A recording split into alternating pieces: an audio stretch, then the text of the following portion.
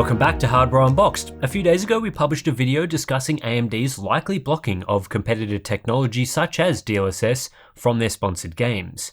It's fair to say that video received quite a lot of feedback, most of it from AMD fans bending over backwards to defend the company and potential anti-consumer actions. Both Steve and I had a good laugh reading a lot of those comments, but there were a few common threads throughout that I think are worth addressing, some more reasonable than others. So we're pulling out a replying to comments video today. I would strongly recommend watching the original video before this one. That will give you all the context you need. I also won't be responding to individual comments because I don't really want to single out specific commenters over topics that many people posted. Just going to provide some general thoughts on the common themes and defenses that commenters replied with. Today's sponsor spot is brought to you by Thermaltake and the new CTE C750, the first release for their new centralized thermal efficiency form factor series. The CTE form factor is designed to maximize thermal performance of critical components by using a 90-degree rotated motherboard tray, and this unique orientation results in the CPU and graphics card being moved closer to the front and rear of the case, improving thermal dissipation and overall system cooling. Additionally, it supports up to 420mm AIO radiators and up to 14 fans for extreme airflow. It's also available in either a tempered glass or air version with either black or snow color variants. So for more information, please check the link in the video description. Has AMD responded yet? Well, the first main topic that was brought up mostly in our Discord community in the days after the video was whether AMD has seen the video and whether they have made any comments on what was said. I do know that AMD is aware of the video and people in the company have watched it, but as of filming this video, Friday, so 3 days after our original video, they're still yet to respond to our questions or provide any clarifications. July 4th was a holiday in the United States, so not expecting much to have happened since then, but yeah, nothing in the days after that video. I was hoping that maybe something would kick into gear and we'd finally get some sort of answer that would, satisfactorily explain everything that's been going on. That hasn't happened, and at this point I don't think it will happen. Again, I think this only strengthens the case that AMD are likely blocking competitive technology through sponsorship agreements. When we polled our audience on Twitter, 78% of respondents said they either definitely believed or were leaning towards believing AMD were restricting DLSS from sponsored games. You'd think AMD would want to clarify that as soon as possible if that's the sort of reaction from the community, but it's been radio silence. If we do hear from AMD and get some answers, we'll be sure to update you, though we won't be chasing this up any further. We've got other videos to work on. AMD wasn't given enough time. They need to review the contracts. This sort of comment was probably one of the more reasonable ones we received, some variation of AMD not having enough time to answer, maybe internally they don't know what their sponsorship agreements say, maybe they need to review the contracts, or maybe there are just NDAs in place that prevent them from saying anything. I don't really buy this though, and I don't think it's a good defense. Generally when reporting, waiting 24 to 48 hours for a response is good practice, and in this circumstance we gave AMD way more than 48 hours to respond. Given most reporters generally follow guidelines like this, a company has to be able to respond to questions within that time frame, or have a reasonable response as to why they need more time, or I guess just cop the flack from a no comment. For starters, I don't think it should take 3 days to figure out what sort of sponsorship agreements are in place. There are employees within AMD who head up teams dedicated to software and game integrations that should be familiar with these agreements. All it would take is asking the question to someone familiar with it, who can give an answer on whether AMD would include restrictive terms or not. And if the answer is no, that person or people in that team should know. There is a possibility the answer is I'm not sure what's in the contracts, or maybe yes, in which case someone would need to review the contracts, but it shouldn't take 3 days to read them and find out. Plus, if it was taking a while to review documents, or the people familiar with the agreements were on holiday or something like that, surely you would communicate that as a possible reason for the delay. We didn't receive any reasonable reason for not being able to answer our questions and why it was taking so long to come up with something, which at the very least is a communication failure within AMD. And in the event AMD weren't including restrictive terms, NDAs wouldn't come into play. You can't NDA part of a document that doesn't exist. Anyway, now we get into the more stupid arguments, the corporate shill answers and the like. So this section is going to get pretty interesting. It's okay if AMD does this because Nvidia has done bad things in the past. This was one of the overwhelming responses to the video from salty AMD fanboys, and it's just straight up wrong. It's a garbage comment. No, just because Nvidia has done dodgy things in the past doesn't mean that AMD can get away with a dodgy thing now. Both are bad, both deserve to be called out. And this defense really only serves to protect the company, in this case AMD. How on earth does justifying AMD's actions with a, well, Nvidia did this too, help the consumer in any way? It doesn't. Companies aren't your friend. They won't give you hugs if you go into bat for them in YouTube comment sections. The best course of action is always to demand better from companies and stick up for the little guy, the consumer, no matter whether that's Nvidia, AMD, Intel, or any other company. What often spawned from the childish, well, he did it first defense was the supposed claim that Nvidia has gotten away with all of their dodgy stuff in the past, which couldn't be any further from the truth. It's just flat out wrong, not only when we look back at our coverage here at Hardware Unboxed, but looking across the entire media landscape. Some of the common things that we've supposedly let Nvidia get away with: the GeForce Partner Program, we covered this on the channel and criticized Nvidia for it heavily, so they definitely didn't get away with that one, and I believe after some of that reporting they did wind down that program. GameWorks. The height of GameWorks was in the very early days of this channel when we were making unboxing videos, but this completely ignores the widespread criticism of GameWorks across the media at the time. In no way did Nvidia get away with that program. Back working for TechSpot, Steve criticized features like Hairworks in The Witcher 3 for crippling performance, along with many other outlets. It was actually, I think, quite a big controversy at the time, so getting away with it, not really a thing. Tessellation in Crysis 2 was another example of something Nvidia supposedly got away with. Couldn't be further from the truth. It's likely the only reason you know that was a thing was because of the reporting of outlets like Tech Report back in 2011, over a decade ago now. It was exposed, criticized, and whether or not Nvidia specifically went out to do that is up in the air, I think, on that particular occasion, but they didn't really pursue that sort of thing much in other games, and it kind of went nowhere.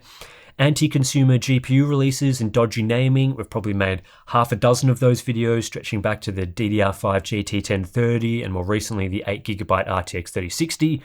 Basically never let Nvidia off the hook for that. Of course, there was the whole Nvidia editorial direction thing as well, which is one of the most popular videos on this channel. So the idea that somehow Nvidia has never been criticized and only AMD is copying the heat for this is rubbish, and shows a poor knowledge of the history of PC hardware reporting. It's a bad excuse, it's childish, and it doesn't hold up to any scrutiny. The only reason anyone would make this argument is they specifically want AMD to get away with dodgy behavior, and they want AMD held to a different standard. We can only report the issues. If a company gets away with it, it's because gamers let them. It's okay if AMD does this because AMD is the underdog and has less market share.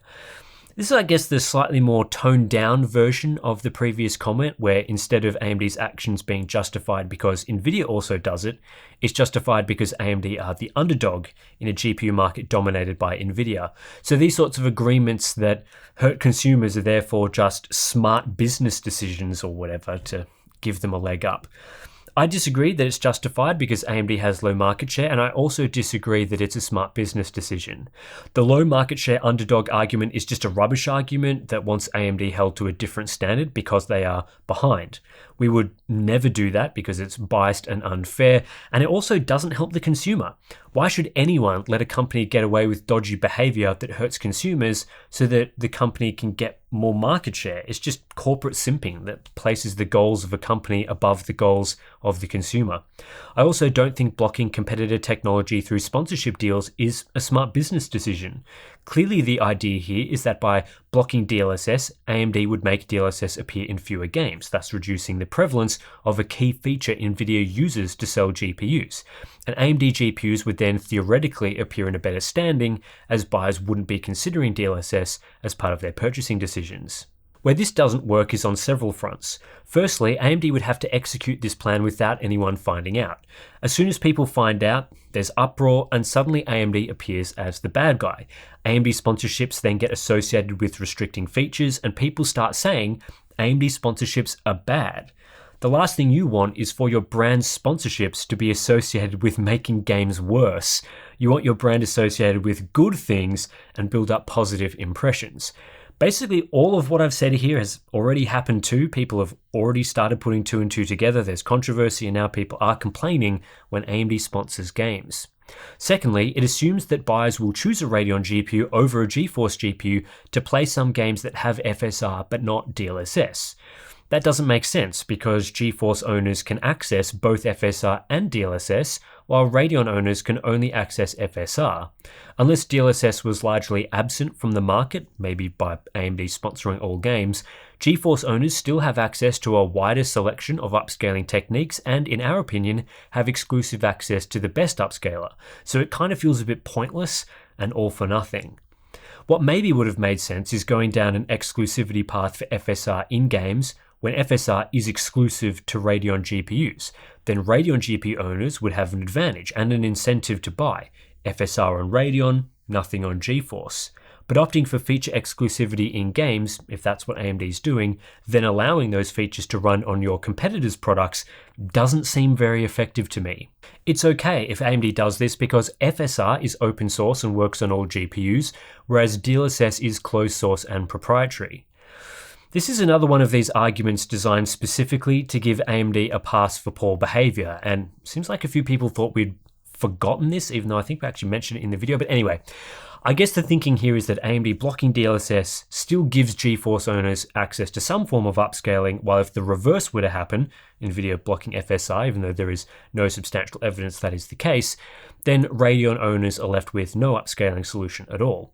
I also saw many complaints over the fact that DLSS is closed source and proprietary, therefore AMD preventing this being included in games is somehow good, which is a bizarre comment to make given that most games themselves are closed source and proprietary. So if it was the closed source and proprietary nature that was bad, then wouldn't the games be bad?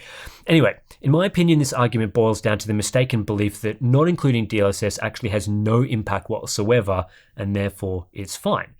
I disagree with that. I've looked at DLSS extensively and believe it to be the superior upscaling technology. Yes, FSR can get close to DLSS in some circumstances, like 4K using the quality mode, but in other situations, including gaming at popular resolutions like 1440p, DLSS is able to deliver clearly superior visual quality across a wide sample of games. While FSR does work and gives GeForce owners a solution that's better than nothing, there is still a very valid reason to include DLSS in games. It's better, and there are a significant number of GeForce owners that can benefit from it. And this is where this argument gets really bizarre. So, okay, FSR works across all GPUs and is open source. So, from a consumer perspective, what is the downside to also including DLSS and XeSS?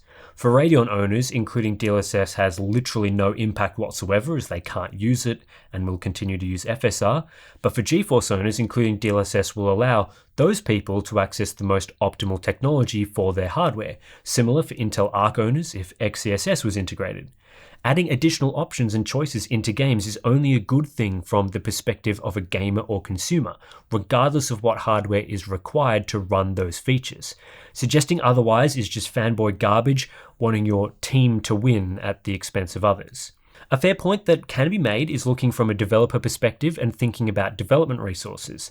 There are some genuine arguments to why a developer may only choose to integrate FSR if they don't have a lot of development resources, like they are a small indie studio using a game engine that's not Unreal or Unity, and they can only support one upscaling technology. It is better to choose the upscaler that works across more GPUs. But this only applies in certain circumstances and should be left entirely up to the developers to choose. It shouldn't be a forced choice from AMD through a sponsorship agreement. Development resources also doesn't hold up very well as an argument for a significant number of games. Major AAA studios have the resources to implement all upscaling technologies, especially FSR and DLSS, and especially after they've already integrated one of these features. Both AMD and Nvidia have made it easy to include their feature after work has been done to support another feature, and both companies offer easy integrations into major game engines like Unreal and Unity. For games with $50, $100, even $200 million budgets, the excuses just really don't hold up. And this is why the majority of games do integrate multiple upscaling technologies. If we look across Nvidia-sponsored games and neutral games, the majority of major releases have opted to include both DLSS and FSR. Developers without any obligation from AMD or Nvidia have mostly chosen to support both and sometimes XeSS as well. The benefits of doing so and offering the best possible experience to owners of all types of GPU far outweigh the minor additional development effort when we're talking about a major release with a decent budget. So overall, this is just another one of those garbage arguments that easily falls apart. Agreement to restrict DLSS or no agreement to restrict DLSS, FSR is still going to work across all GPUs. It's just that when you block DLSS, some gamers might lose. I guess that's what AMD fans want. It's actually Nvidia's fault because of the DLSS SDK license agreement. So the final comment I wanted to touch on relates to the DLSS SDK license agreement. This was a comment that started popping up as a supposed smoking gun explanation for why AMD doesn't allow DLSS in their sponsored games. It's also not a valid explanation, but at least someone tried with this one. It's certainly a better explanation than some of the previous ones. So this argument relates to the marketing clause in the DLSS SDK license, specifically the sections that say, for applications that incorporate the DLSS SDK or NGX SDK or portions thereof, you must attribute the use of the applicable SDK and include the Nvidia marks on splash screens in the about box of the application if present and in credits for game applications.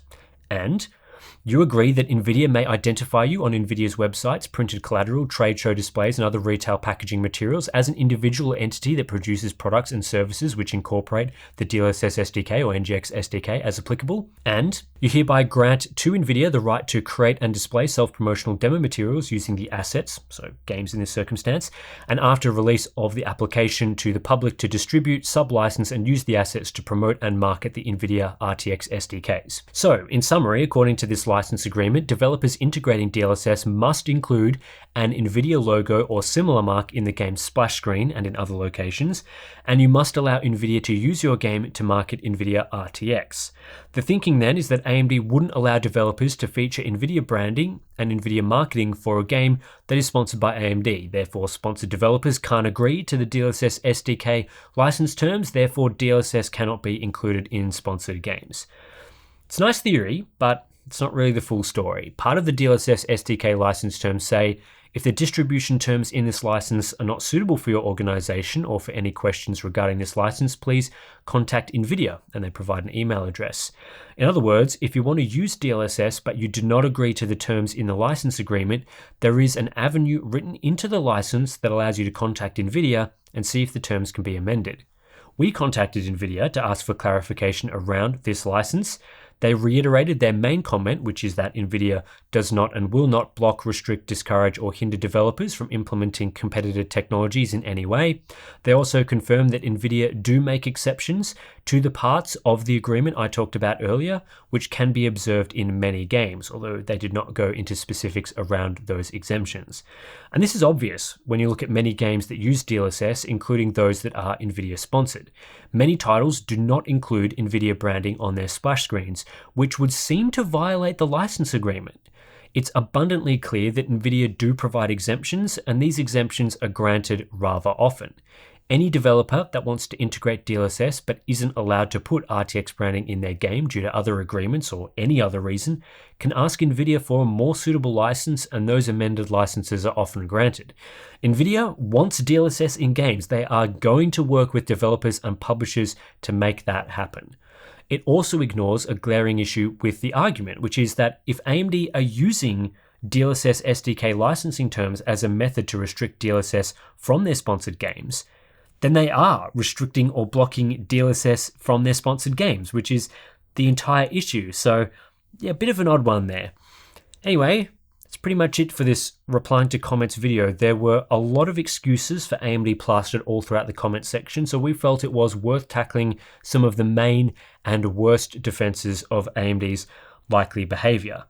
I guess it still remains to be seen whether AMD is going to make any comment on this situation. Hopefully there is something that will be clarified at some point in the future. Maybe Starfield will have DLSS, in which case, AMD won't be let off the hook on this one, and maybe something will have worked with all the pushback, but we'll see what happens there. We're sort of going to be putting a pause on this topic for the moment. You'll probably ask us questions about in the Q&A, I guess, but beyond that, we'll be moving on to a few other things. So yeah, thanks for watching. If you were offended that we went after your comments, then please do consider unsubscribing from Hardware Unboxed and giving this video a dislike. But if you do appreciate us and the comments that we sort of made in this video and just our general videos on the channel, then consider subscribing, liking the video, signing up to Patreon, Floatplane, all that sort of stuff. So thanks for watching, and I'll catch you in the next one.